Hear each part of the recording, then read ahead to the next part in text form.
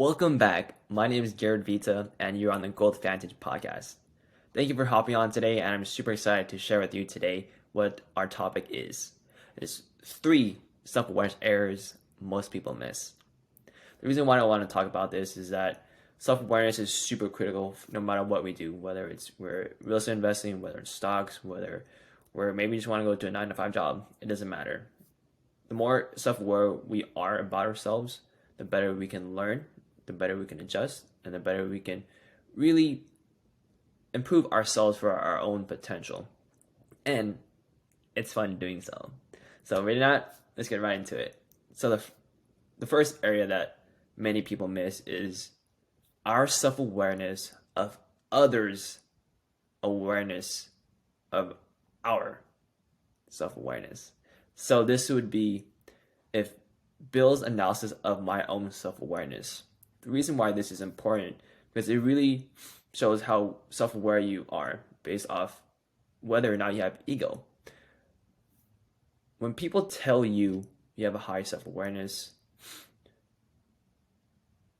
do you know from objective standpoint that others see within you that you have a high self-awareness? And 2, when you have an ego, you cannot see and hear clearly. So even though your self-awareness is high, it cannot go any higher. But in self-awareness, you really need to have no lid on yourself, your mentality and your mindset and your potential and your self-awareness in order to really move forward. Ego puts a lid on that. So we think about how others complimented you on your self-awareness. Maybe they start to ask you questions about your thought processes. That's probably the easiest way to think about it. Are people asking you questions? Are they really trying to understand where you're coming from? Are they really trying to pick your brain about a specific topic? Those are good indications of whether, hey, I'm pretty self-aware or not.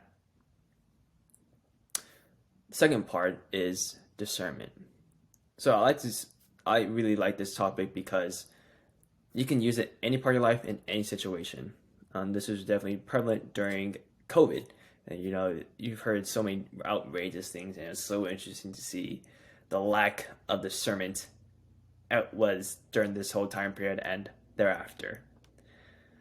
When you have discernment, you're able to filter out what's correct, what's not, and what is in that category that maybe you're not right. It'll allow you actually to really gather the right information so that you can make an informed decision. Perfect example was that actually during COVID, I was giving COVID vaccines to many patients, and this patient was coming in for her second dose of the vaccine, and she comes in worried, "Garrett, can I ask you something?" I'm like, "Yeah, sure. What's going on?" "I heard that you can't shower when you have the COVID vaccine." At first, I thought she was joking, but she was legitimately asking. So I started, without telling the answer, I started just asking her questions. I was like, "Did I give you your first shot?" She's like, "Yeah, I was right over in the room over there." I'm like, "Okay, cool. Did you take a shower that night?" I'm like, "Yeah." And she's like, "Oh, duh." And I started asking about how, where this come, how this come about. And it was so interesting that experience really showed her lack of discernment. And she was legitimately scared. She was not able to shower. It was so interesting because it had nothing to do with each other. It was so interesting. And so my encourage you is to really filter and discern about every topic that you have, whether you know a lot about it or you don't. Knowing both sides of the spectrum will help you make an informed decision and lead you to this will lead you to being better in taking course of action and discernment. And the last but not least is identification of patterns. This can be patterns in our immediate vicinity, maybe at work, or maybe our own patterns. This really reflects our ability to learn and at that speed. Most things in our life are very similar to each other. It's just a different context. When I went from, the reason why I know this is because when I went from nursing to the finance industry, I knew that it would be very, very similar, except it would be a different modality, quite obviously. And once I got into the finance industry, I was totally right. We did pretty much the same exact thing. We were starting to understand our clients, what they want, and how to find a solution. And we need to evaluate how they were doing. Same thing with nursing. Patients come in, check how they're doing, ask them some questions, really understand what they're trying to solve. Okay, you might need this, you might need that, and come up with a solution. Figure out how well you're able to figure out patterns from one part of your life to the other. The more aware that we are in this area, it makes things a lot quicker, and you can adjust to different environments easier.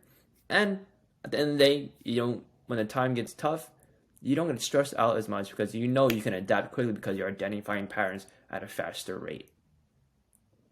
Again, the 3 areas that many people miss in self-awareness is: 1 is our self-awareness of others' analysis of our self-awareness. 2 is discernment. And 3 is the identification of patterns. I encourage you to really dig down today or tonight. Really take note of where you're at with these, and rate yourself on a scale of high, low, or medium, and see what challenges, and really see how you can really improve in those areas. Thank you so much for listening, guys, and I'll see you guys next time.